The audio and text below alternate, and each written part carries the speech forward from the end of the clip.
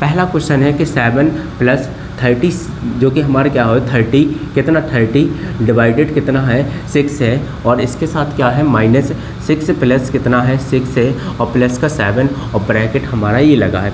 अब देखो यहाँ पर सबसे पहले क्या किया जाता है, इस डिवाइड को हैंडल किया जाता है। सबसे पहले क्या करना पड़ता है डिवाइड, और यहाँ पर क्या होता है ब्रैकेट। अब यहाँ पर क्या होता है बोर्ड मास का एक नियम कहता है कि अगर आपके पास 3 कंडीशन हो, जहाँ आपको ऑफ मिल जाए, क्या मिल जाए, जहाँ आपको ऑफ मिल जाए, तो सबसे पहले अपन को उसको हैंडल करना पड़ता है। एसएससी में गारंटी देता हूँ, कोई भी एग्ज़ाम एसएससी अगर कभी भी जो हमारी क्या होती है एसएससी अगर कोई भी ऑल एग्ज़ाम जो एसएससी ऑल एग्ज़ाम कंडक्ट कराती है, तो ऐसा कोई भी क्वेश्चन नहीं है जिसमें उसने सिंप्लीफिकेशन का क्वेश्चन ना दे, ऐसा कोई प्रैक्टिस सेट नहीं है। तो यही से ध्यान देना कि हर शिफ्ट में आपको एक क्वेश्चन क्या मिलेगा, देखने को मिलेगा। ये नहीं मिलेगा लेकिन बट इसी के पैटर्न पे मिलेगा।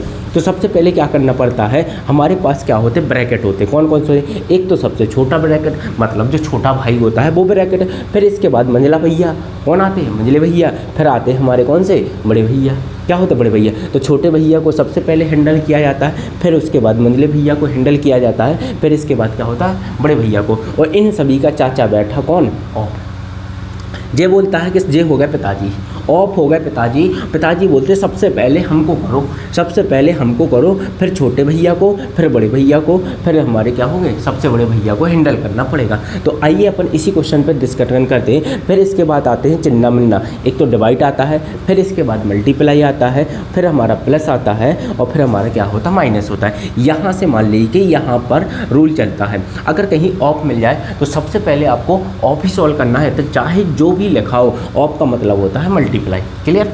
चलो अपन डिस्कशन करते हैं। जो ये तो मैंने आपका कॉन्सेप्ट बता दिया कि इसको अपन सॉल्व कैसे करते हैं। तो सबसे पहले हमारे छोटे भैया हैं, इनको हैंडल करते हैं, तो ये हमारे कितना होगा 12 होगा, इनको जोड़ देंगे तो 12 माइनस का माइनस 5 की टेबल जो कि हमारे 6 जो कि हमारे 6 5 जो कितना होगा 30 होगा, और प्लस का 7 तो 7 लिखा, और प्लस का 7 तो यहाँ भी 7 लिखा है।